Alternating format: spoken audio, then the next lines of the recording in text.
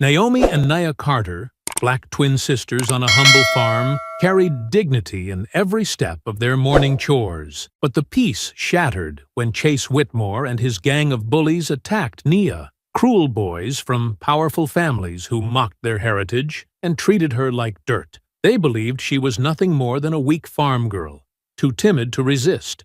What they didn't realize was that Naomi, her twin, was no victim. She was a ruthless Jitsu fighter, shaped by years of secret training. Chase and his gang thought they were untouchable, but their attack had set justice in motion, and vengeance was coming. Before we go any further, comment where in the world you are watching from, and make sure to subscribe, because tomorrow's story is one you don't want to miss. The morning sun painted long shadows across the Carter farm, as roosters announced the dawn. Naomi and Nia moved through their daily routine, the metal feed buckets clanking against their legs as they walked. Their overalls were worn but clean, patched in places but worn with dignity. "Here, chickies," Nia called softly, scattering feed in wide arcs. The hens clucked and pecked around her feet, their feathers catching the early light. Despite the hard work, she smiled at their eager movements. Naomi worked alongside her sister, her movements more purposeful and quick. Her dark eyes constantly scanned their surroundings, a habit born from years of staying alert. The twins moved in perfect sync, knowing each other's rhythms after 17 years of sharing every moment. In the nearby field, Grandma Rose's silhouette stood strong against the horizon. Her weathered hands moved through the crops with practiced ease, checking leaves and testing soil. She hummed an old spiritual as she worked, the sound carrying faintly across the morning air. "Land's looking good this season," Naomi said, pride evident in her voice. Their small farm might not match the vast estates of their wealthy neighbors, but every inch was tended with love and determination. Nia nodded, brushing dirt from her knees. "The tomatoes are coming in real nice. Grandma's special fertilizer mix is working wonders." The peaceful moment shattered as voices carried from the road. Harsh laughter and the rumble of an expensive truck engine broke through the morning quiet. "Hey, farm trash!" Chase Whitmore's voice rang out, full of entitled mockery. "Still playing in the dirt?" Kyle Bennett's deeper voice joined in. "Look at that sad excuse for a farm. My daddy says it's an embarrassment to the whole county." Naomi's hands tightened on her feed bucket, knuckles white against the metal. Her jaw clenched, and Nia could see the muscle working there as her twin fought to contain her anger. "Just ignore them," Nia whispered, touching her sister's arm. "They're not worth it." But Chase wasn't finished. "Better enjoy it while you can. Won't be long before this dump gets what's coming to it." Naomi took a step toward the road, but Grandma Rose's voice cut through the tension. "Girls, these beans need checking." The twins watched as the truck roared past, kicking up dust that settled on their freshly hung laundry. Chase's laughter faded into the distance, leaving behind a bitter taste in the air. "I hate them," Naomi muttered, her voice low and fierce, acting like they own everything just because their daddies have money. "Hate's a heavy thing to carry," Grandma Rose said, appearing beside them. Despite her age, she moved quietly, like a ghost through her beloved fields. Better to focus on what needs doing. The old woman's face was lined with years of similar confrontations, but her eyes remained bright and determined. She adjusted her worn sun hat and gestured to their morning tasks. They worked in silence for a while, each lost in their own thoughts. The chickens scratched contentedly, oblivious to the human drama around them. The morning dew dried slowly from the leaves as the sun climbed higher. "The summer squash is ready," Nia said finally, trying to lift the mood. "And those heritage tomatoes you planted, Grandma? They're beautiful." Grandma Rose nodded, satisfaction evident in her smile. Your grandfather would be proud. He always said this land had good bones, just needed the right kind of love. And the right kind of stubborn, Naomi added, managing a small smile despite her lingering anger. They continued their morning tasks, checking the irrigation lines, pulling weeds that dared to sprout overnight, and tending to their small but precious herd of goats. The farm might be modest compared to the sprawling operations around them, but it was theirs, paid for with generations of sweat and determination. As the morning wore on, Nia began gathering vegetables for their regular deliveries to local customers. She selected each piece carefully, arranging them in her grandmother's old delivery basket. Firm tomatoes, crisp lettuce, tender squash, and fragrant herbs. These will make Mrs. Johnson happy, she said, holding up a particularly perfect tomato. She's been waiting for them to come in. Just be quick about the deliveries today, Grandma Rose said, her voice carrying a note of concern that she tried to hide behind practical advice. Heat's coming up strong. Naomi watched her sister prepare the basket, her protective instincts warring with the need to finish her own chores. The morning's confrontation had left her uneasy, but she pushed down her worry. They couldn't let bullies like Chase and Kyle control their lives with fear. Nia hummed softly as she worked, carefully wrapping each bundle of herbs in damp paper to keep them fresh.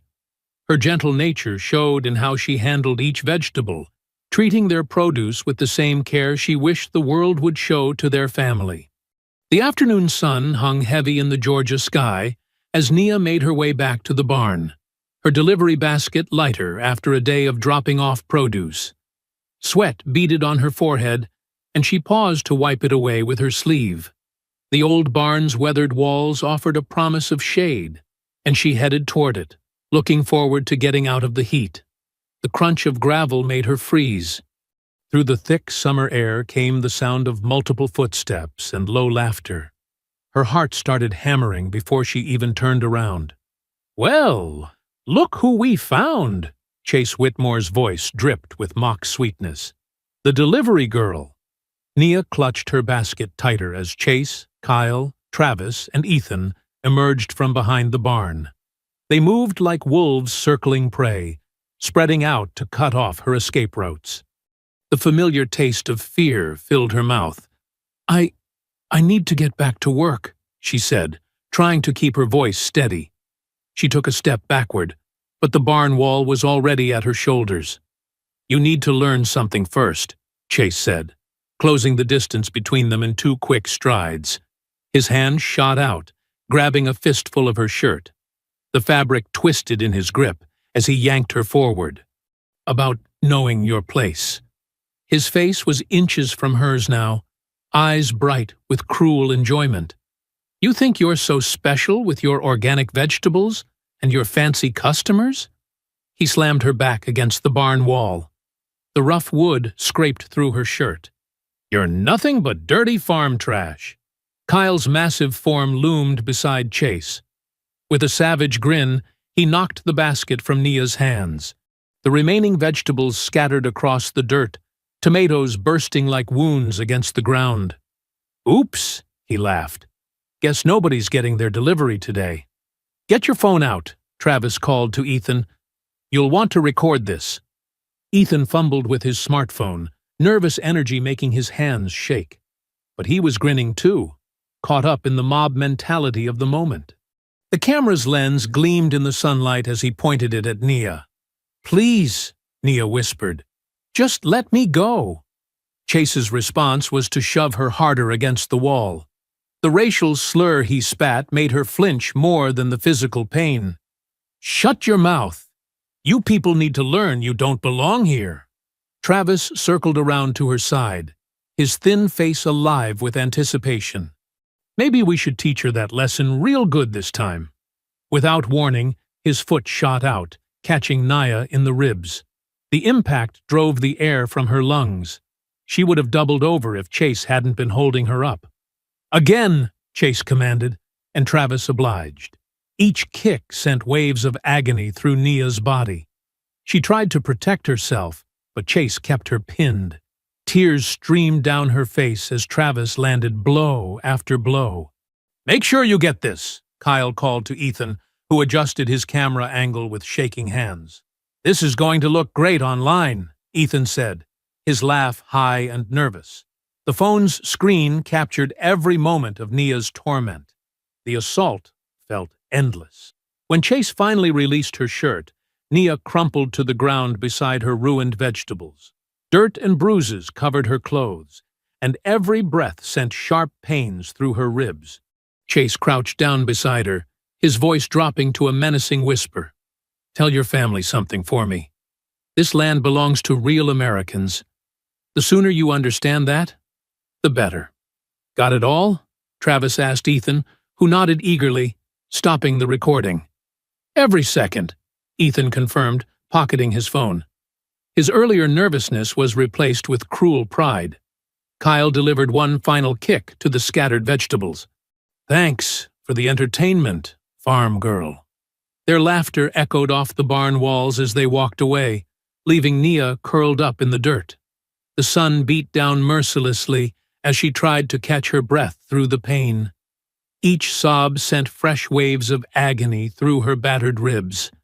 Time blurred. She wasn't sure how long she lay there before familiar footsteps approached at a run. "Nia!" Naomi's voice cracked with horror. "Oh God, Nia!" Strong hands gently helped her sit up. Through tear-blurred eyes, Nia saw her sister's face transform from shock to rage. Naomi's hands trembled as they brushed dirt from Nia's face. "Who did this?" Naomi's voice was deadly quiet. "Tell me who did this to you." Nia could only shake her head, sobs racking her body. The pain from her ribs made it hard to speak. Around them, the ruined vegetables lay like casualties in the afternoon sun. Naomi pulled her sister close, careful of her injuries. But beneath the gentleness of her touch, Nia could feel the fury radiating from her twin's body. It rolled off her in waves, as palpable as the summer heat. They stayed like that, Nia weeping into her sister's shoulder, while Naomi's rage simmered in silence. The barn's shadow grew longer as the sun began its descent, marking the end of a day that would change everything. Inside the farmhouse, darkness pressed against the windows like a living thing. The old oil lamp on the side table cast flickering shadows across the worn furniture, making the room feel smaller than it was. The familiar scent of chamomile tea and healing salve filled the air. Nia lay stretched out on their grandmother's faded floral couch, her face swollen and mottled with bruises. Each breath came with a slight whimper that made Naomi's heart twist. Grandma Rose sat beside her, methodically dabbing at cuts and scrapes with a warm cloth. Her weathered hands moved with practiced gentleness, but her eyes held a storm of their own. "Easy now, baby," Grandma Rose murmured as Nia flinched. "We need to clean these proper." She wrung out the cloth in a bowl of warm water, the liquid now tinged pink with blood. Naomi couldn't stay still. She paced the length of their small living room, her work boots striking the wooden floor, in a rhythm that matched her racing heart. Her fists clenched and unclenched at her sides, knuckles white with restraint. The fury inside her felt like a living thing, clawing at her chest, demanding release. "They filmed it," Nia whispered, her voice rough from crying. "Ethan recorded everything on his phone. They're probably laughing about it right now." The lamp flame jumped as Naomi spun around, her sudden movement stirring the air. "Those cowards!" she spat. 4 against 1. They're nothing but filthy cowards. "Naomi," Grandma Rose's voice carried a warning. "Mind that temper." But Naomi couldn't stop moving. The walls felt too close, the air too thick. Years of memories crashed through her mind like a brutal slideshow. Chase and his friends throwing rocks at their chickens when they were 12. Kyle crushing their vegetable stand under his truck tires last summer. Teachers looking the other way when the boys accidentally knocked Nia's books into the mud. "Remember when Daddy told us to be proud of this land?" Naomi's voice cracked. "He said it was bought with our great-grandparents' blood and sweat. Said no one could take it from us if we stood strong." Nia tried to sit up, wincing. "Naomi, please. And now look." Naomi's hand swept through the air. "They beat you half to death right here on our own property. They filmed it like it was some kind of game." Grandma Rose dipped the cloth back in the water, her movements deliberate. "Your daddy also said anger can blind you if you let it, make you forget what's important. What's important is that they pay for this." Naomi stopped pacing, her shadow tall against the wall. She knelt beside the couch, taking Nia's hand carefully in hers. "Listen to me, sister. This will never happen again. I swear it on everything we are." Nia's fingers trembled in her grip. "You can't fight the whole world, Naomi. Watch me." The words came out like steel. "One way or another, they're going to learn they can't treat us like this. Not anymore." The lamp flame wavered, sending shadows dancing across Naomi's face. In that moment, she looked so much like their father that Grandma Rose had to look away. "I've watched you girls face things no child should have to face," Grandma Rose said softly. "Watched you grow strong despite it all. But strength isn't just about fighting back, Naomi. It's about knowing how to fight smart." "I'm done being smart," Naomi replied, her voice shaking with controlled fury. "I'm done turning the other cheek. They crossed a line today, and they need to understand there are consequences." The old clock on the wall ticked heavily in the silence that followed. Outside, cicadas sang their evening chorus, oblivious to the tension within the farmhouse walls. Later that night, Naomi stood alone in her small bedroom, staring at her reflection in the cracked mirror. The glass had split years ago, when Kyle threw a baseball through their window by accident. The fracture divided her face into segments, making her look like a stranger to herself. With steady hands, she gathered her thick hair back from her face. Each movement was precise, purposeful. The rubber band snapped tight around the ponytail, pulling her features taut.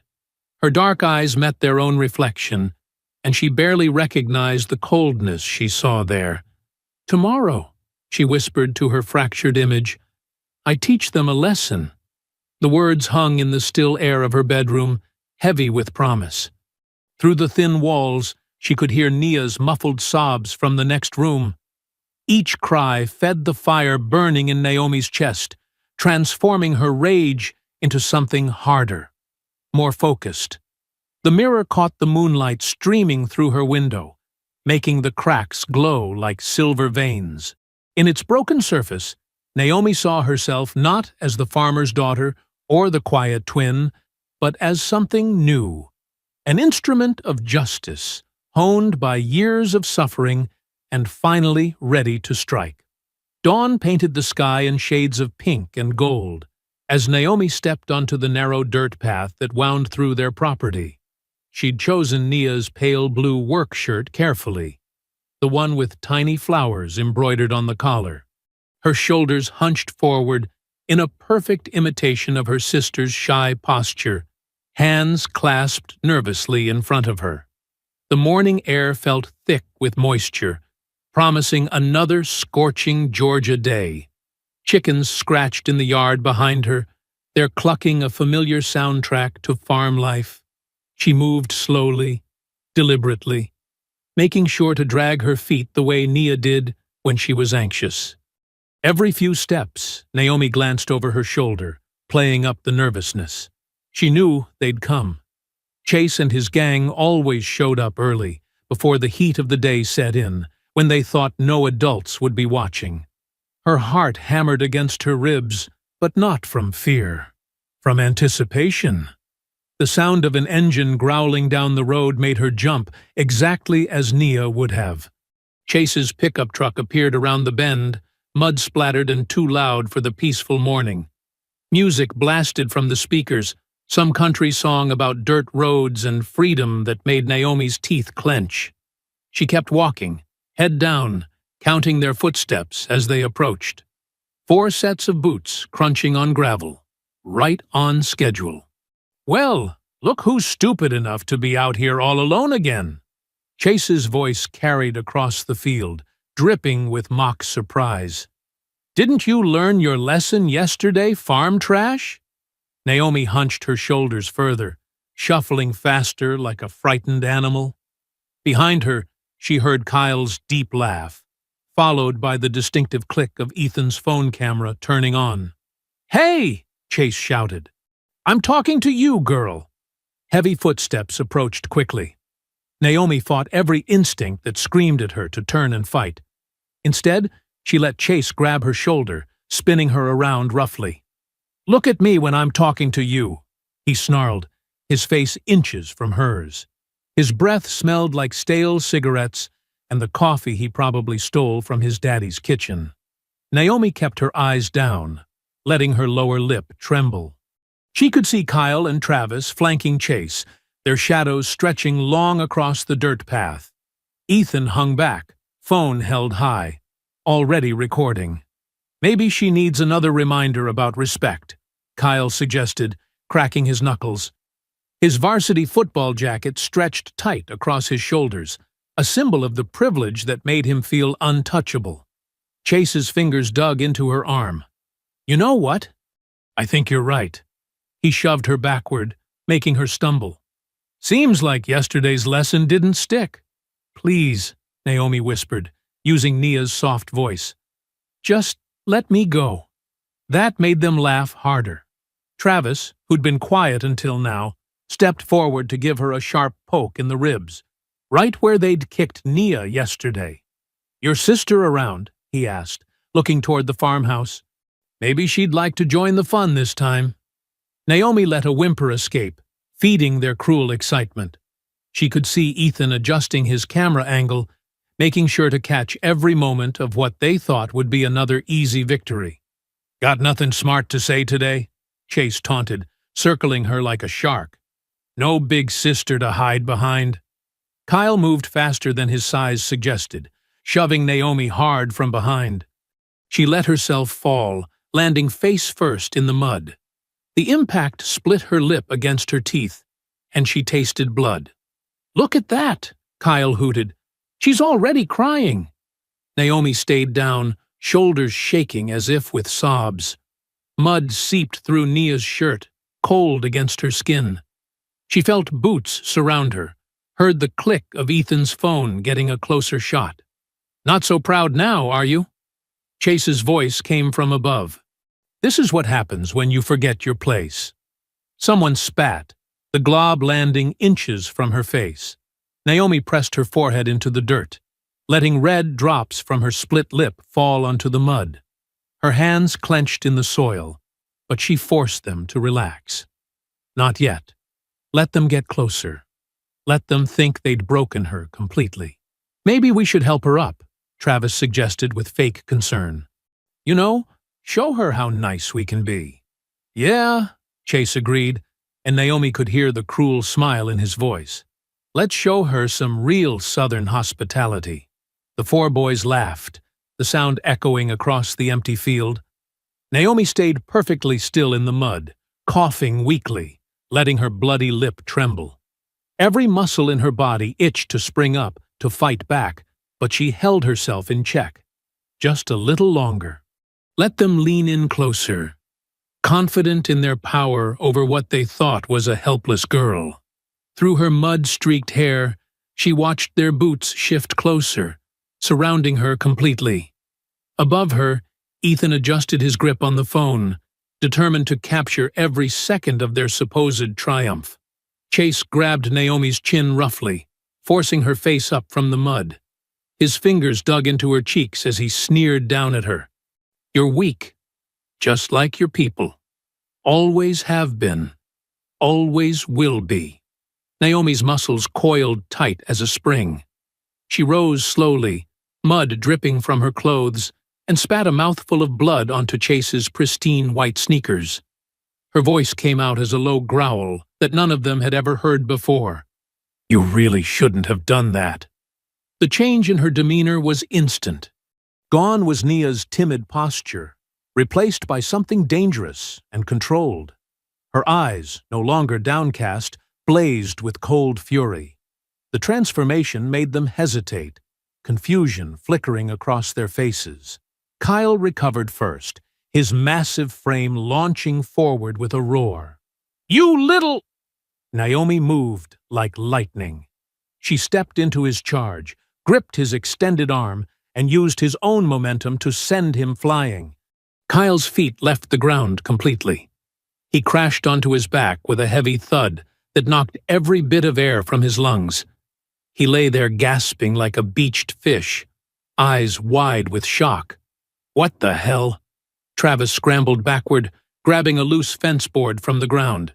He swung it wild and clumsy, but Naomi was already moving. She ducked under the board easily, stepped inside his guard, and trapped his arm against her body. With one smooth motion, she twisted and drove her hip into him.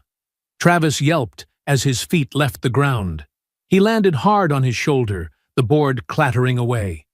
Before he could move, Naomi had him pinned, one arm locked behind his back at a painful angle. "Stay down," she commanded, voice cold as winter steel. Travis whimpered and nodded frantically. Chase's face had gone from confusion to rage. He charged forward with a wordless scream, fists swinging. But Naomi had been waiting for this moment. She released Travis and flowed around Chase's wild punch like water. Her hands found his arm, guiding it past her as she pivoted.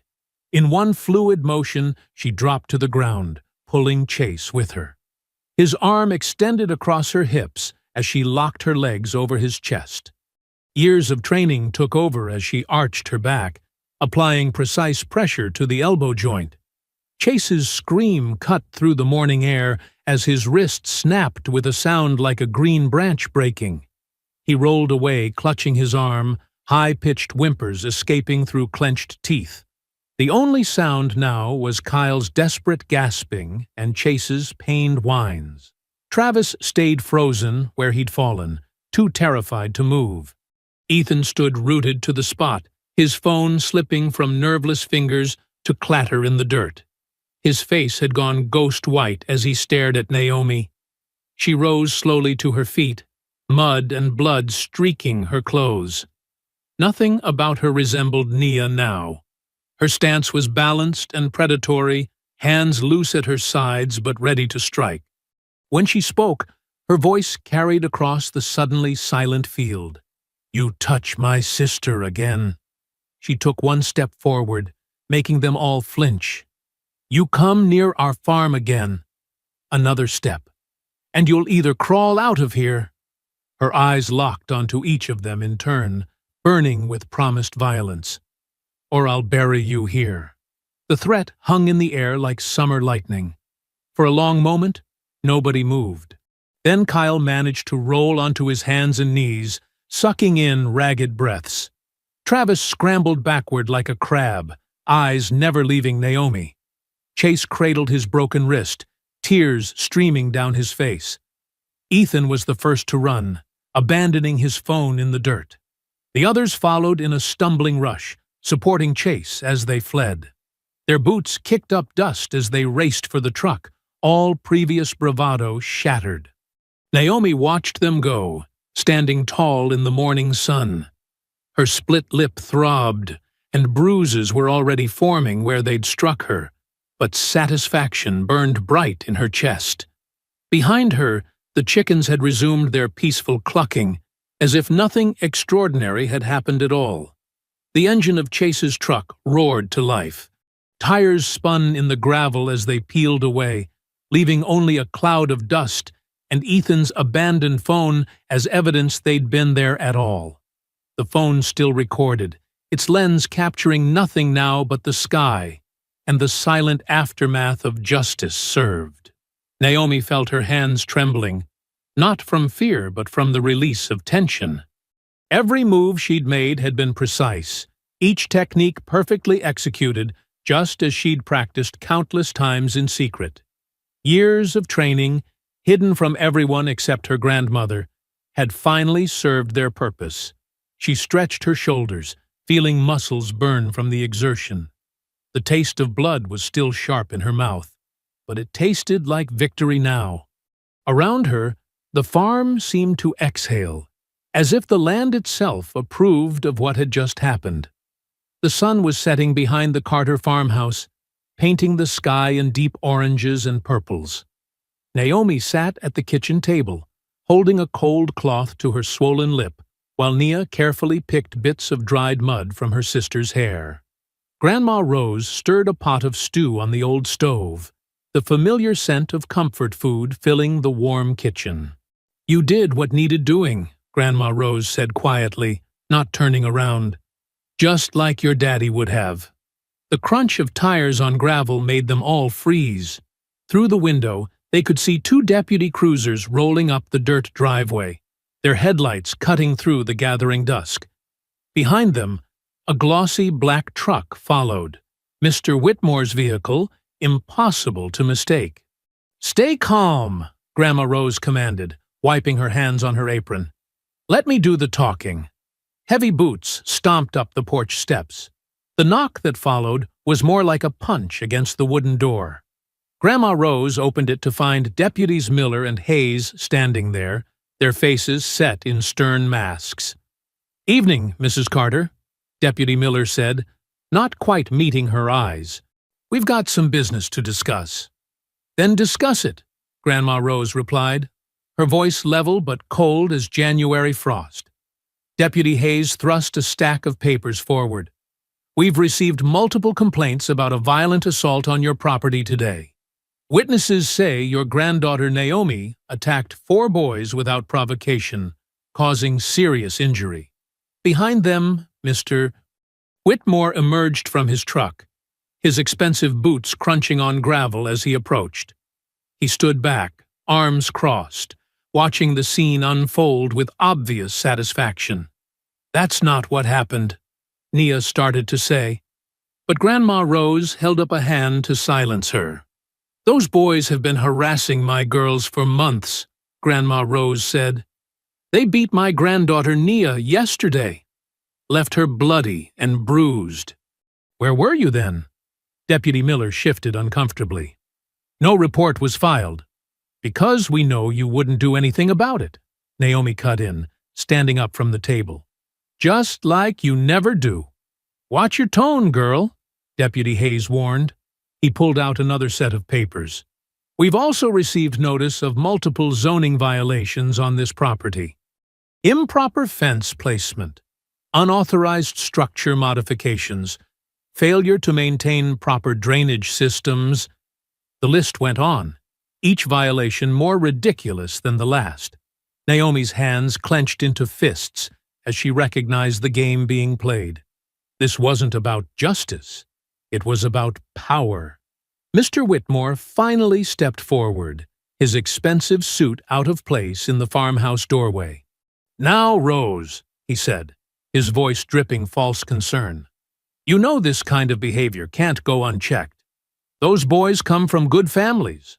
One of them has a broken wrist. Might affect his college baseball scholarship. Should have thought about that before they came looking for trouble," Grandma Rose replied. Mr. Whitmore's smile never reached his eyes. "This land's been nothing but trouble since your family got hold of it. Might be time to consider selling. I could make you a fair offer. Enough to move somewhere more suitable." The insult hung in the air like poison. Naomi took a step forward, but Nia caught her arm, holding her back. "We're not going anywhere," Grandma Rose said firmly. "This land is ours, paid for in full with 40 years of sweat and sacrifice." Mr. Whitmore's smile turned cold. "Your kind never wins, Rose. You ought to know that by now. The sooner you accept it, the easier things will be." He nodded to the deputies, who left the stack of papers on the kitchen table. As they turned to leave, Deputy Hayes added, "We'll be watching this property closely. Any more incidents, and there will be arrests. The screen door slammed behind them. Through the window, they watched the vehicles pull away, their taillights disappearing into the growing darkness. For a long moment, nobody moved.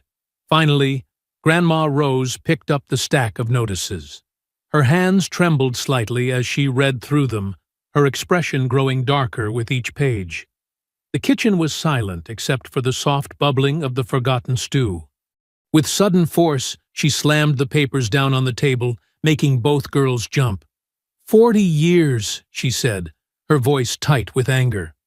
40 years we've worked this land. Your grandfather cleared it with his own hands. Your daddy was born in this very house. She looked at her granddaughters, steel in her gaze. And now they think they can chase us off with paper threats and false charges. She smoothed the crumpled notices with trembling fingers. This is just the beginning, girls.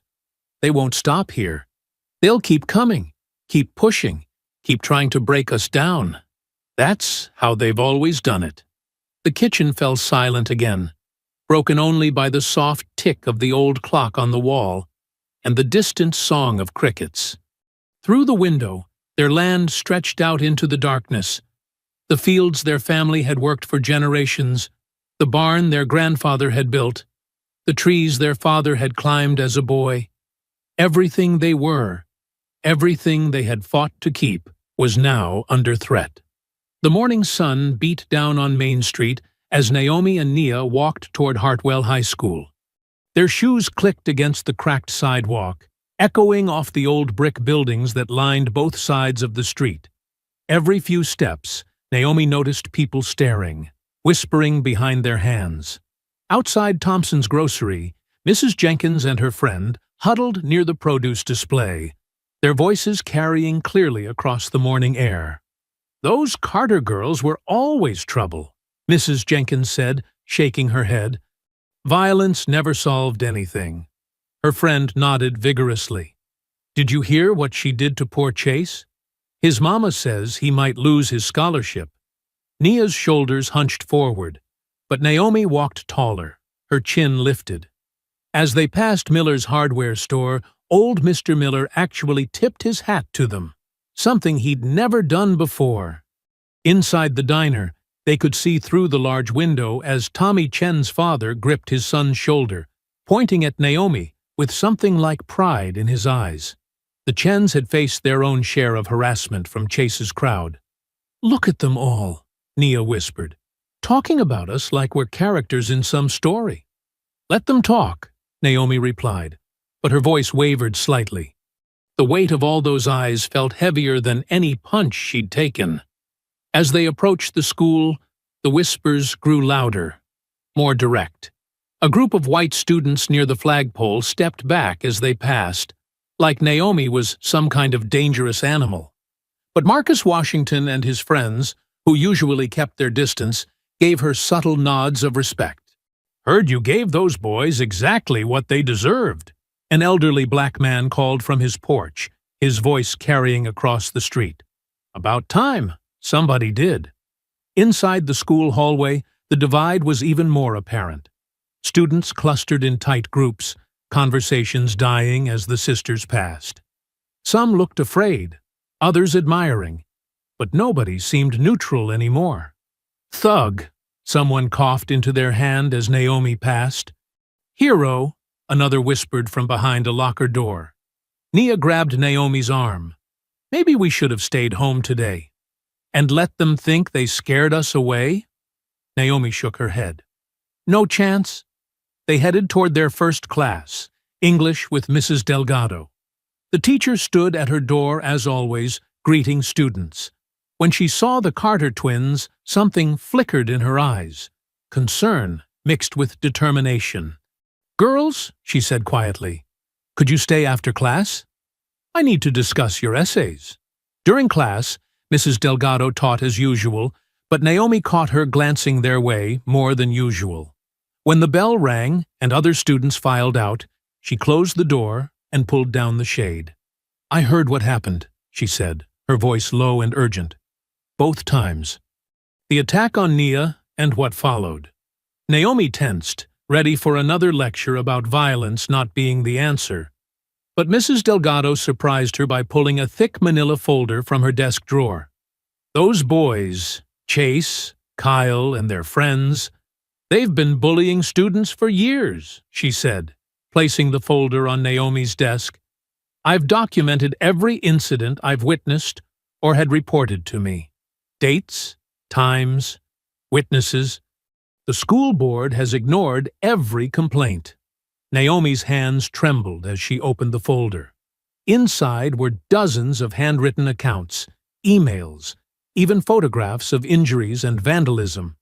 Names she recognized, students who'd suddenly transferred or dropped out. "Why are you showing us this?" Nia asked. Mrs. Delgado's eyes darted to the door before she answered. "Because I'm tired of watching good kids get hurt while those boys face no consequences. Because I remember what it was like being the daughter of immigrants, having people tell my family we didn't belong." She took a deep breath. "And because what they're doing to your family now, twisting the truth, using their power to punish you for standing up, it has to stop."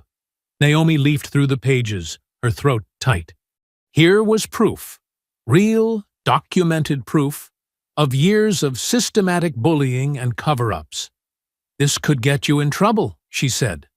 Mrs. Delgado straightened her spine. "Some things are worth the risk. Just—" she hesitated. "Be careful how you use it.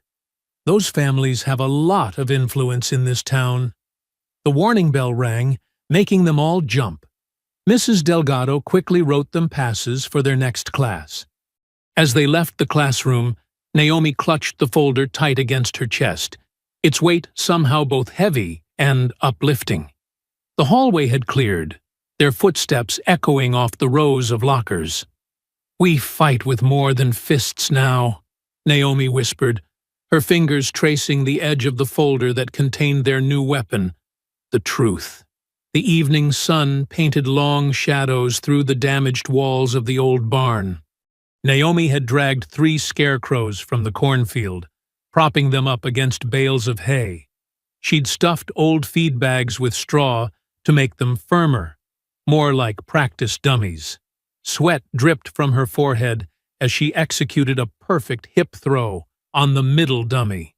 The scarecrow crashed to the dirt floor with a satisfying thud. Her muscles burned from repeating the same moves over and over, but she wouldn't stop. Couldn't stop. The creak of the barn door made her spin around, hands automatically rising into a defensive stance. But it was just Nia, holding 2 mason jars of ice water. "Grandma Rose sent these," Nia said softly, setting one jar on a wooden crate. She watched as Naomi attacked the dummy again, this time with a swift leg sweep. How long have you been practicing out here?" "Few hours." Naomi wiped her face with her shirt sleeve. "Need to stay sharp." Nia picked at a loose thread on her sleeve. Would you, maybe—" She took a deep breath. "Could you show me some of that?" Naomi stopped mid-strike, turning to study her sister's face. "You sure?" Nia nodded, though her hands trembled slightly. "I don't want to feel helpless anymore." Something squeezed in Naomi's chest, pride mixed with lingering anger at why her gentle sister felt this need. She took a long drink of water, then gestured Nia closer. "Okay, first thing, stance is everything." Naomi demonstrated a basic defensive position. Feet shoulder-width apart, knees slightly bent. You want to feel grounded, like your feet are growing roots into the earth. Nia tried to copy the stance, wobbling slightly. Naomi moved behind her, gently adjusting her shoulders and hips. "There. Now, if someone grabs your wrist like this..." Naomi demonstrated a common hold. You don't try to pull away. Instead, you step in. Yes, just like that. And turn your body like this. They practiced the simple escape over and over. At first, Nia's movements were hesitant, uncertain. But gradually, she began to flow more naturally through the motion. "That's it." Naomi grinned as Nia successfully broke her grip for the third time in a row. "You're getting it!" A smile flickered across Nia's face. Small, but real. They moved on to other basic techniques. How to fall safely, how to use an attacker's momentum against them, how to break free from different holds. "Remember," Naomi explained, demonstrating a simple arm lock, "it's not about being stronger. It's about using their energy against them. Like when the wind bends a tree instead of breaking it." Nia's eyes lit up at the comparison. "Like the willows by the creek." "Exactly." Naomi helped her sister practice the movement slowly. "Be the willow." As the sun sank lower, casting orange light through the barn's broken boards, they continued working. Nia wasn't naturally aggressive like Naomi, but she had good instincts and learned quickly. When she successfully executed a basic hip throw on one of the dummies, her surprised laugh echoed through the barn. "I did it!" Nia clapped her hands, then immediately looked embarrassed by her outburst. "Do it again," Naomi encouraged, feeling her heart lift at the sound of her sister's laughter. Something she hadn't heard since the attack. Nia's second throw wasn't as clean, sending her stumbling into a pile of hay. Instead of getting frustrated, she burst into giggles. Naomi couldn't help joining in, and soon both sisters were laughing so hard they had to sit down. "Your face when you fell," Naomi wheezed, clutching her sides. "You should see your hair." Nia pointed at Naomi's head, where pieces of straw stuck out at odd angles. They collapsed back into the hay, their laughter slowly fading into comfortable silence. The barn's familiar scents surrounded them: sweet hay, old wood, the lingering warmth of summer earth. Through the holes in the roof, the first stars were becoming visible in the darkening sky. "Thank you," Nia said quietly, reaching for her sister's hand. Naomi squeezed back. "For what?" "For being strong when I couldn't be. For teaching me to be stronger." "You've always been strong, Nia." Naomi turned her head to look at her twin. "Just in a different way than me." They lay there in comfortable silence, their breathing synchronized like when they were little girls sharing a bed during thunderstorms. Despite their exhaustion, both felt a new energy humming between them. A shared purpose. A united front. "Think I'll ever be able to do what you did?"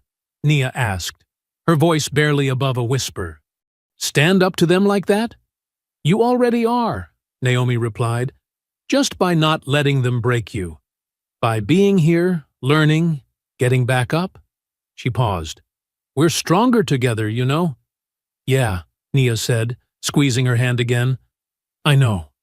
The community gym buzzed with nervous energy. Fluorescent lights cast harsh shadows across the blue competition mats where competitors warmed up.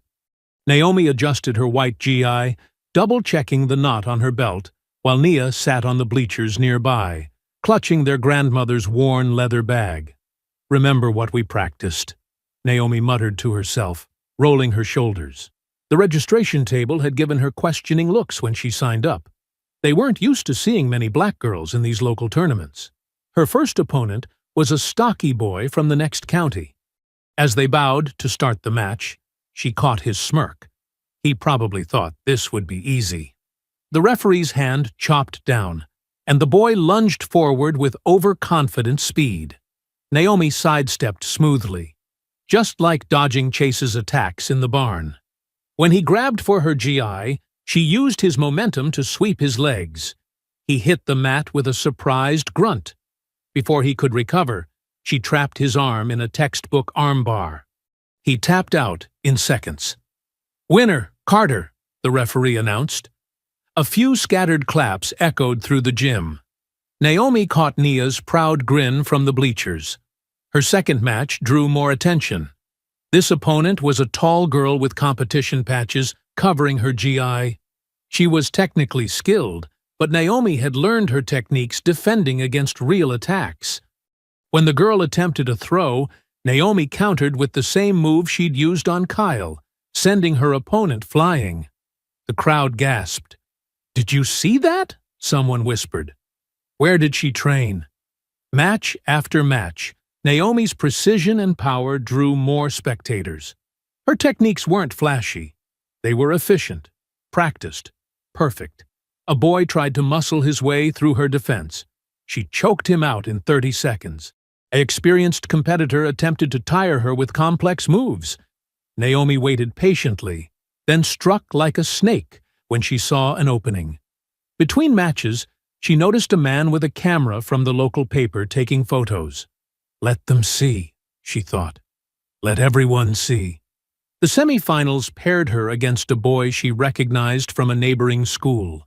He'd been at last year's county fair, one of the ones who'd accidentally knocked over their produce stand. His eyes widened when she stepped onto the mat. "Begin!" called the referee. The boy circled cautiously, having watched her earlier matches. Naomi kept her breathing steady, centered like the willow tree she'd described to Nia. When he finally attacked, she was ready. She caught his GI, dropped her weight, and executed a perfect hip throw that sent him soaring. The impact knocked the wind from his lungs. Naomi followed him down, securing a cross-body hold that made him struggle like a fish on land. She could have submitted him quickly, but she held the position, letting him wear himself out, letting him feel powerless, just for a moment. When he finally tapped, his face was red with exhaustion and shame. The finals brought her face to face with a state champion from Atlanta. He had a black belt and a collection of medals. The crowd had grown significantly, and she heard murmurs about the farm girl who'd fought her way to the finals. This match was different. Her opponent was skilled, patient, and experienced. They exchanged techniques like a complex dance, each looking for openings. Sweat dripped down Naomi's back as she defended against his attacks. But she'd trained for this, not in a fancy dojo, but in a broken-down barn with determination as her only teacher. When the champion shot in for a takedown, Naomi sprawled perfectly. As he tried to recover, she caught him in a guillotine choke. The gym went silent except for the sound of their heavy breathing. The champion struggled, tried to escape, but Naomi's grip was iron. Finally, his hand slapped the mat. The referee raised her hand. Winner and tournament champion, Naomi Carter. The gym erupted in applause. Even those who had watched suspiciously at first couldn't deny her skill. A small crowd gathered as the organizers presented her with a modest trophy. Nothing fancy, just a simple cup with a martial artist on top. But it represented something bigger. Through the crowd, Naomi spotted Nia standing and clapping, tears of joy streaming down her face. Their eyes met across the gym, sharing a moment of triumph that went beyond the tournament. This wasn't just about winning matches. This was about standing tall, about showing everyone what they were capable of. The local paper photographer asked her to pose with the trophy. Naomi held it high, her face serious, but proud. She could already imagine the whispers spreading through town. Did you hear about that Carter girl? Did you see what she did at the tournament? Let them talk, she thought. Let them see that the days of pushing the Carter family around were over. The midnight air hung heavy and still. Naomi jolted awake to the acrid smell of smoke. Through her window, an orange glow flickered against the trees. Her heart stopped. "Fire!" she screamed, already running barefoot down the hall. "Grandma! Nia! The barn's burning!" The old wooden barn was already consumed in flames when they burst outside. The heat hit them like a wall, and the crack and roar of burning timber filled the air. Inside, their horses whinnied in terror. Chickens clucked frantically in their coop nearby. "The animals!" Nia cried, starting forward. Naomi grabbed her arm. "I'll get them." "You and Grandma get the hose." Naomi pulled her shirt over her nose and ran toward the inferno. The barn door was hot to the touch. She kicked it open, ducking under a shower of sparks. Smoke stung her eyes as she squinted through the haze. The horses stamped and reared in their stalls, wild with fear. "Easy, easy," she called, trying to keep her voice steady as she reached for Shadow's halter. The big mare's eyes rolled white, but she knew Naomi's touch. Together they moved toward the door, the horse's powerful body trembling. Behind a stack of hay bales, something moved. Naomi glimpsed Ethan crouched in the shadows, phone raised to film the destruction. Their eyes met through the smoke. His face went pale. "What are you—" she started, but a beam cracked overhead. "Get out! Now!" Ethan scrambled past her into the night. Naomi turned back for the second horse. The heat was unbearable now, and breathing was like swallowing glass. She reached Lightning's stall just as Nia appeared in the doorway. "Help me!" Naomi shouted. Together they guided the panicked horse outside. Grandma Rose had the hose going, but the thin stream seemed pitiful against the towering flames. The old wood was like tinder after months of drought. In the distance, sirens wailed. Through tears of smoke and despair, Naomi saw Travis Miller's truck speeding away down the dirt road. Near where it had been parked, grass smoldered where something had been thrown. The fire trucks arrived too late to save the barn. They could only contain the blaze, keep it from spreading to the fields. Naomi and Nia worked frantically to herd their chickens to safety, while their grandmother spoke with the firefighters. Dawn was breaking when Sheriff Matthews pulled up, his cruiser kicking up dust. He barely glanced at the smoking ruins before turning to Grandma Rose. "Mighty convenient timing," he drawled, "right after all them complaints about code violations. Insurance would cover a new barn, wouldn't it? Are you accusing us of something?" Grandma Rose's voice was steel. "Just noting the facts, ma'am. Farm's been struggling. Bit of insurance money might help with that." He pulled out a notebook.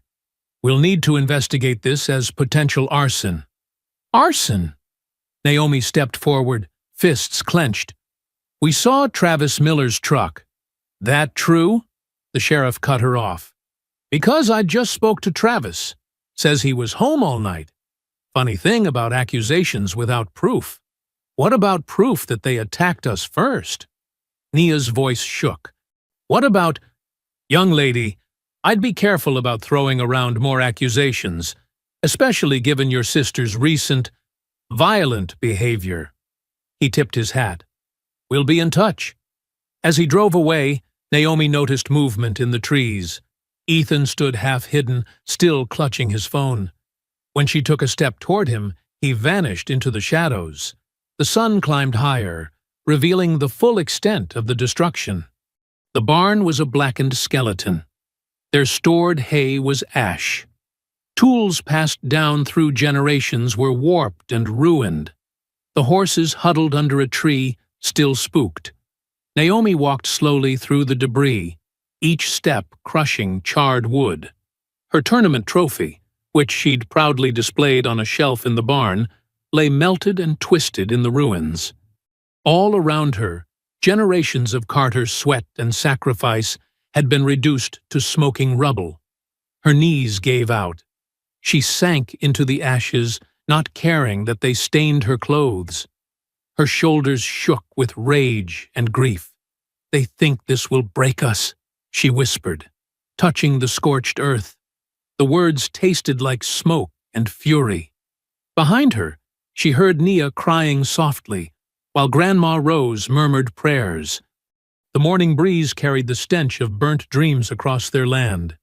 Everything they'd worked for, everything they'd built, had gone up in flames because they'd dared to fight back. The ashes were still warm under Naomi's hands. In the distance, Travis Miller's truck had reappeared on the road. He was driving slowly now, watching, probably enjoying their pain, probably thinking they'd finally learned their lesson. The morning after the fire, Naomi sat at the kitchen table, staring blankly at her untouched breakfast. Smoke still hung in the air, seeping through the windows and reminding them of everything they'd lost. Her muscles ached from the night's efforts, and her throat felt raw from breathing in the burning barn. Nia moved quietly around the kitchen, making tea with trembling hands. The sisters hadn't slept, spending the night watching for any sign the smoldering remains might reignite. Their clothes still carried the acrid smell of destruction. "What's the point?" Naomi finally spoke, her voice hollow. "Every time we stand up, they hit us harder. The barn, the animals, our whole life." She pushed her plate away, appetite gone. "Maybe we should sell. Move somewhere else. Start over." The words felt like acid in her mouth, but the weight of defeat pressed down on her shoulders. The morning light streaming through the window seemed to mock their loss, illuminating the exhaustion on their faces. Grandma Rose, who had been silently washing dishes, turned off the tap. The sound of her old wooden chair scraping across the floor made both sisters look up. She sat down across from Naomi, her weathered hands folded on the table. "Your daddy was 6 years old," she began, her voice steady, "when they burned our first barn. Back then, they didn't even bother hiding it. Did it in broad daylight, laughing. Your grandfather wanted to leave too." Naomi lifted her head, surprised. She'd never heard this story before. "But you know what I told him?" Grandma Rose's eyes held a fierce light. "I said, 'Marcus Carter, this land remembers who bleeds for it. We rebuilt that barn with our own hands. Every nail we drove was an act of defiance.'" She reached across the table and gripped Naomi's wrist. Her touch was warm and strong, despite her age. "They want you to quit, child. That's why they're pushing so hard. Don't give them the satisfaction." "But, Grandma," Nia spoke up from the counter, "they have everything on their side. The sheriff, the bank, the whole town. They had more back then," Grandma Rose cut in. "But we had something they didn't. Something they still don't understand." She squeezed Naomi's wrist. "We had roots deeper than their hate." Naomi closed her eyes, feeling the truth of those words sink into her bones. The land beneath their feet had been worked by Carter hands for generations.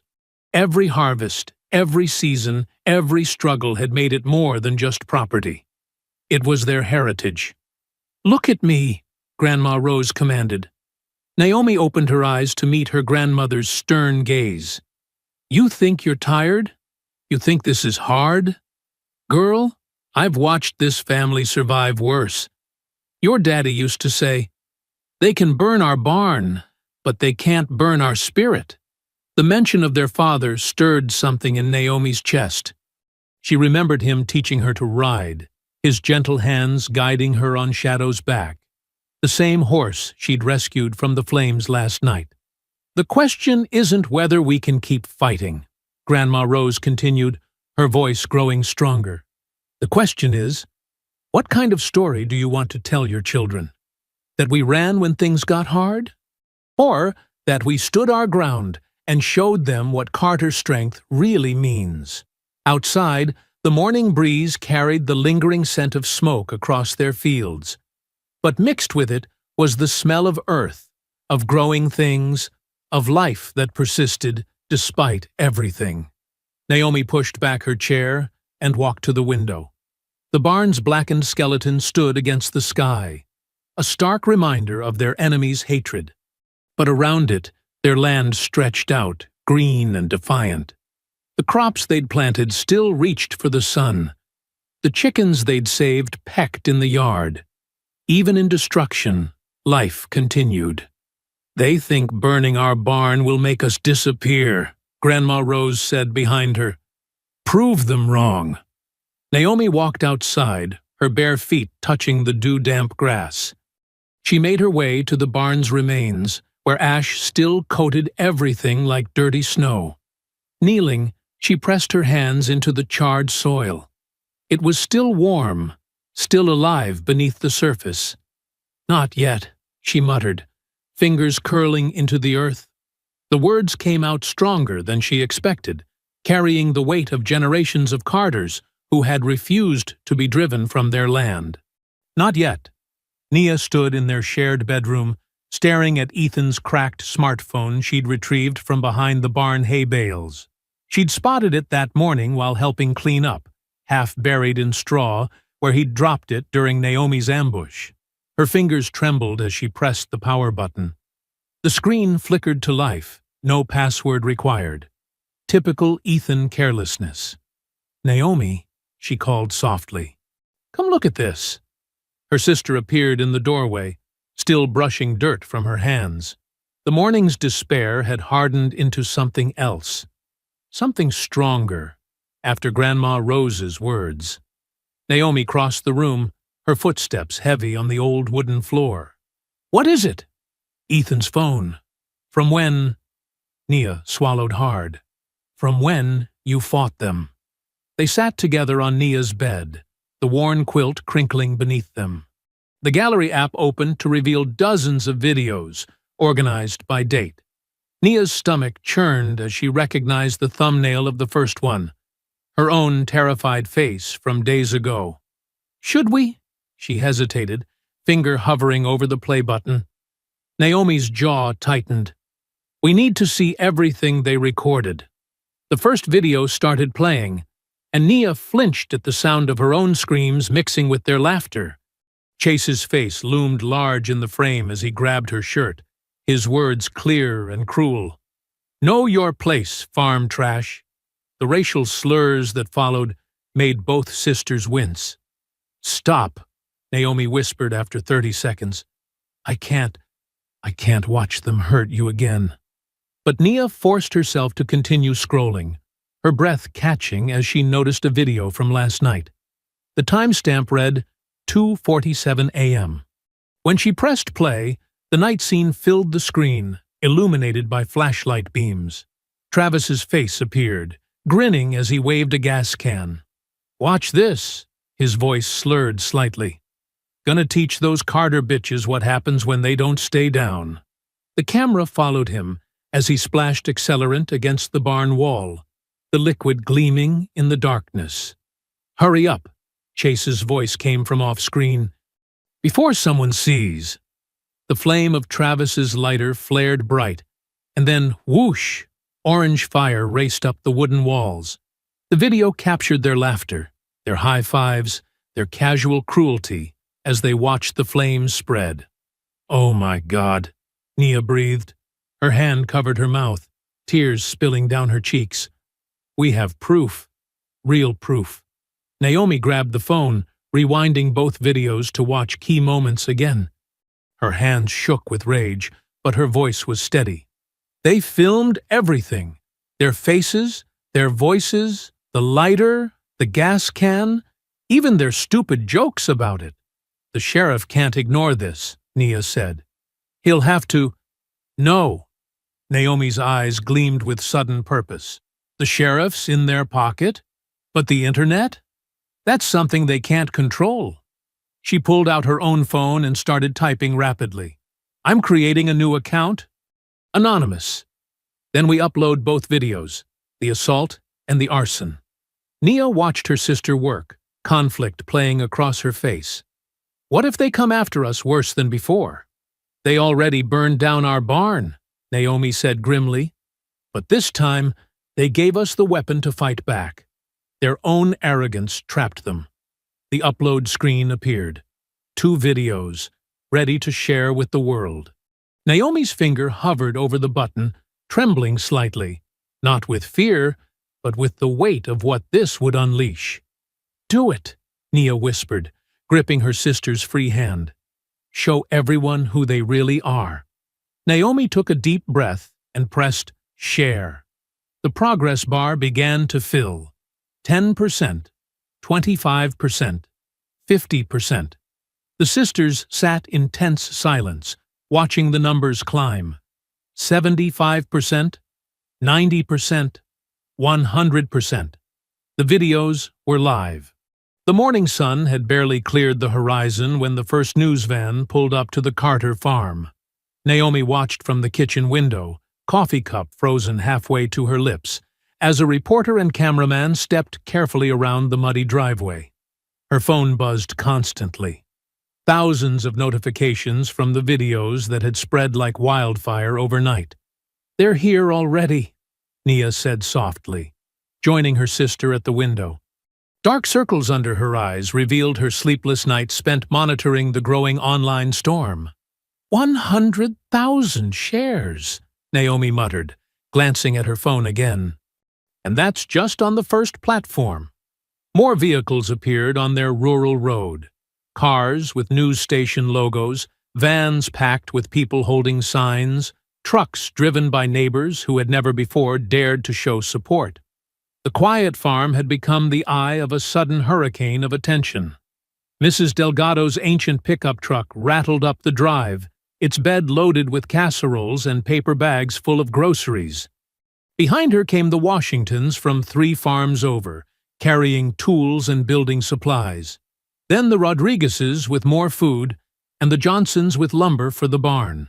Grandma Rose opened the screen door, her voice carrying clear across the yard. "Well, don't just stand there gawking. If you're here to help, there's work to be done." The morning unfolded in a blur of activity.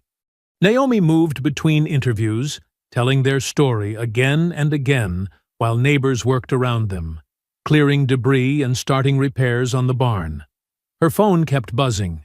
Calls from national news networks, messages from activist groups offering support, and notifications of online fundraisers springing up in their name.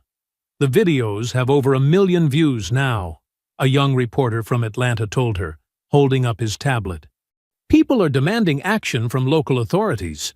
What do you think about the response?" Before Naomi could answer, a commotion erupted at the edge of their property. Sheriff Matthews's patrol car had arrived, and he looked distinctly uncomfortable facing the wall of cameras suddenly turned his way.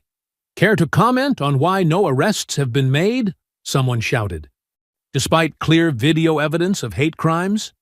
The sheriff tugged at his collar, sweat visible on his forehead despite the cool morning. "We're conducting a thorough investigation." "Into which crime?" another voice called out. "The assault or the arson? Because we've all seen both videos now." Naomi watched from the porch as the sheriff retreated to his car, followed by a barrage of questions and cameras. It felt surreal, like watching justice finally catch up, one uncomfortable question at a time. Inside, Nia sat at their kitchen table with a representative from the Southern Poverty Law Center, sharing documentation of years of harassment. Their grandmother moved between clusters of neighbors, directing repair efforts and accepting covered dishes with graceful thanks. By afternoon, the crowd had grown larger. Local black church groups arrived with lunch for everyone. White families who had previously stayed silent now stood openly alongside them, hammers and saws in hand. The weight of fear that had pressed down on the Carter farm for generations seemed to lift slightly, broken by the simple act of truth exposed. A young woman from CNN requested one final interview as the sun began to set. The golden light caught the fresh sawdust in the air around the barn frame, where the community's work had already begun to erase the fire's destruction. "Your video post has sparked a national conversation," the reporter said, adjusting her microphone. "About racism, about justice, about rural communities. What do you hope comes from all this attention?" Naomi looked around slowly, at her sister standing tall despite her healing bruises, at their grandmother directing volunteers with fierce pride, at neighbors finally united in purpose. She thought about Chase's broken wrist, about Travis's smirking face in the firelight, about years of slurs and threats and damaged property. She turned back to the reporter, her voice steady and clear. "Justice. Could you elaborate on that?" "Justice isn't just about punishment," Naomi continued. "It's about change, real change. So no other family has to teach their children to endure hatred. So no other sister has to learn to fight just to protect her own." She gestured to the bustling farm around them. "Look at all these people working together now. That's what our community should have been all along. That's what justice looks like." The reporter nodded, visibly moved. Behind her, another truck pulled up, loaded with donated supplies. More hands reaching out to help, more voices refusing to stay silent. Naomi felt Nia's arm slip around her waist, their grandmother's weathered hand on her shoulder. Together they faced the cameras, the growing crowd, the future rushing toward them like a cleansing storm. The truth was out now, carried on millions of shares and clicks and voices saying, "Enough." And it all started with a dropped phone in the hay. The county courthouse buzzed like an angry hive. Every wooden bench creaked under the weight of spectators, with more people standing shoulder to shoulder along the walls. The air felt thick with tension, made worse by the late summer heat seeping through the tall windows. Naomi sat between Nia and Grandma Rose in the front row, her back straight as steel. Across the aisle, Mr. Whitmore lounged in his expensive suit, whispering to his lawyer while shooting smug glances their way. Chase sat behind him, his wrist still in a cast, trying to match his father's confidence, but failing to hide his nervous sweat. The judge's gavel cracked through the murmurs. "Order in the court. Mr. Whitmore, you may address your accusations." Mr. Whitmore rose slowly, buttoning his jacket with manicured fingers. "Your Honor, this is nothing but a calculated attack on my family's reputation. These people," he gestured dismissively toward the Carters, "have fabricated evidence to stir up trouble. They damaged their own property for attention. The videos are clearly doctored." Whispers rippled through the crowd.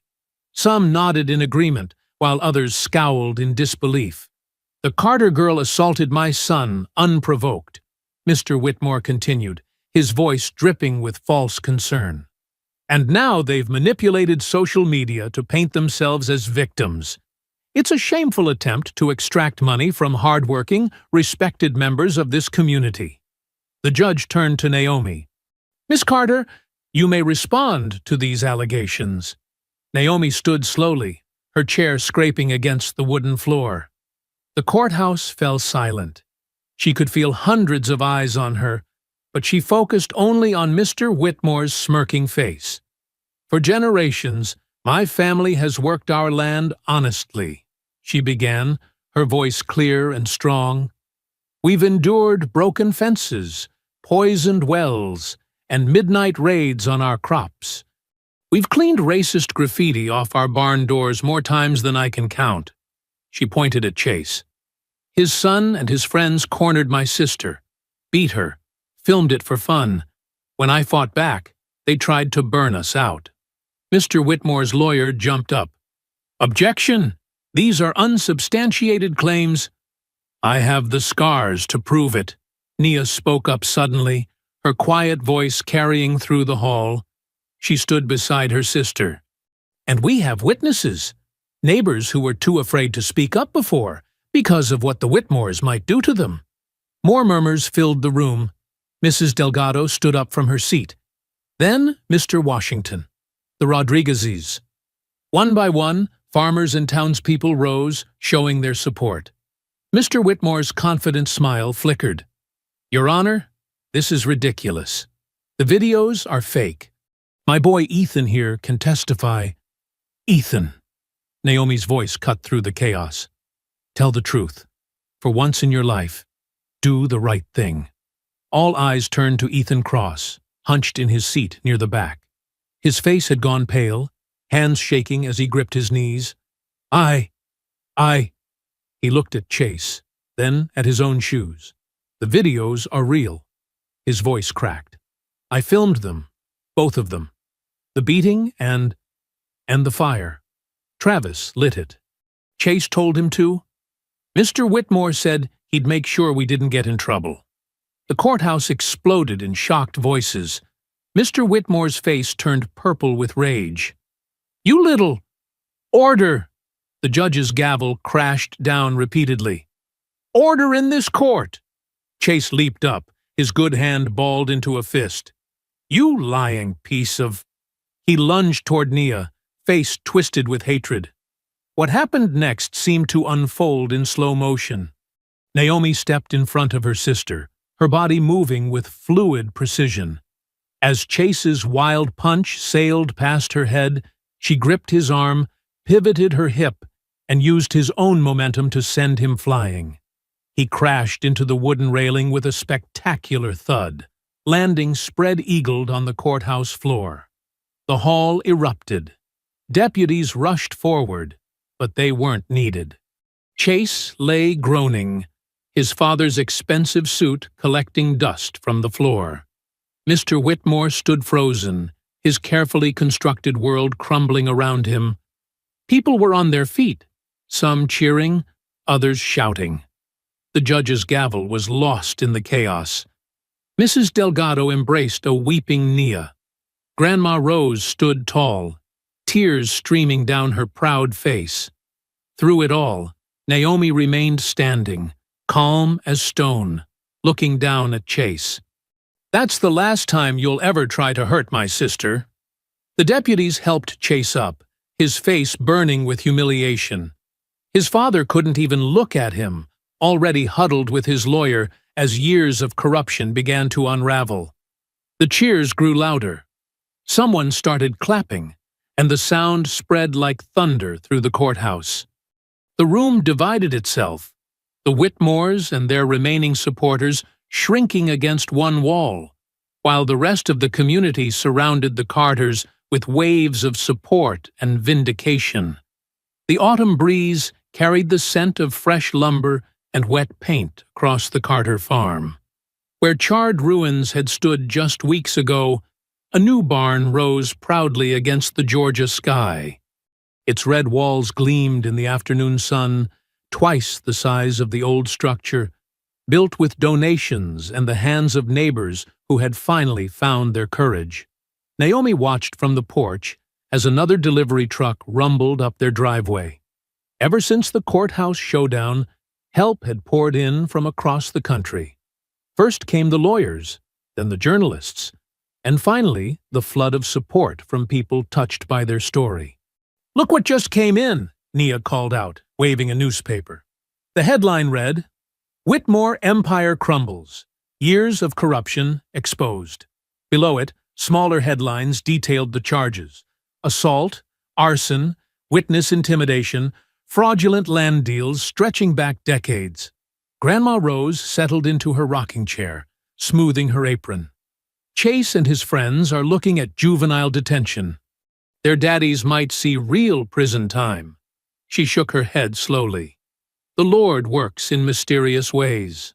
The investigation had uncovered everything: missing permits, buried environmental violations, bribes paid to look the other way, while black farmers were harassed off their land. Mr. Whitmore's smug smile had finally cracked when the FBI arrived with boxes of evidence. "Mrs. Rodriguez says they're seizing the Whitmore properties," Nia said, settling beside her sister on the porch steps. "All that stolen land, going back to the families they forced out." Naomi nodded, remembering faces from the courthouse, neighbors who had lost everything to the Whitmores' greed. Now they were returning, justice in hand at last. The community was healing, rebuilding itself alongside the Carters' barn. Inside the new structure, modern equipment hummed. A shiny tractor, donated by a farming collective, stood ready for the spring planting. The chicken coop had doubled in size, and solar panels gleamed on the roof. Even the farmhouse had gotten a fresh coat of paint, its worn boards replaced, its foundation strengthened. "Never thought I'd see the day," Grandma Rose mused, her eyes distant. "When your daddy was a boy, we couldn't even get a loan to fix the roof. Now look at us." She gestured to the transformed farm. "All because you girls refused to back down." Nia squeezed her sister's hand. The bruises had faded, but the memories remained, both the painful ones and the triumphant. The video of Chase's courthouse takedown had gone viral, making Naomi a symbol of resistance. but it was Nia's quiet strength, speaking truth to power, that had truly turned the tide. As evening approached, they walked the property together. The autumn sun painted everything in gold, from the new fence posts to the freshly tilled fields. Where the old barn had burned, rich soil waited for spring. Life would grow here again, stronger than before. "Remember what you told me that night?" Nia asked, kneeling to touch the earth. "After they hurt me? You said they'd pay." Naomi crouched beside her sister. "Never thought it would happen like this. I was ready to fight with my fists forever." "Sometimes justice needs both," Grandma Rose said, joining them. "The strength to stand up and the patience to stand firm." She pulled a packet of seeds from her pocket, their heritage vegetables, saved through generations of Carter women. Tomorrow, they would plant these seeds in the fertile soil, continuing a tradition older than the hatred they'd faced. But tonight, they simply stood together, watching the sun paint the sky in fierce colors above their reborn land. The lights of distant farms twinkled on, including homes where black families were returning, reclaiming land stolen decades ago. The community was transforming, like a forest after fire, growing back stronger and more diverse than before. In the new barn, the evening crew, local teenagers earning fair wages, finished their work. Their laughter drifted across the property, a sound that would have been unimaginable just months ago. The Carter farm had become a symbol of change, a beacon of hope. "Daddy would be proud," Naomi whispered, more to herself than anyone else. The gentle breeze seemed to agree, rustling through the remaining autumn leaves like a parent's loving sigh. As the last rays of sun painted the horizon, Grandma Rose gathered her granddaughters close. They stood at the edge of their fields, where the earth waited for tomorrow's planting. The rich Georgia soil, dark and fertile, held promises of new beginnings. Dawn would bring another day of work, of healing, of growth. Seeds would sink into welcoming earth, and the cycle would begin again. But this time, the Carter farm would flourish without fear, without the shadow of hatred darkening its borders. Naomi picked up a handful of soil, letting it sift through her fingers. The same land that had absorbed their tears now promised a future bright with possibility. From the ashes of destruction, they had forged something unbreakable. Not just a farm, but a legacy of courage. I hope you enjoyed that story. Please share it with your friends and subscribe so that you do not miss out on the next one. In the meantime, I have handpicked 2 stories for you that I think you will enjoy. Have a great day.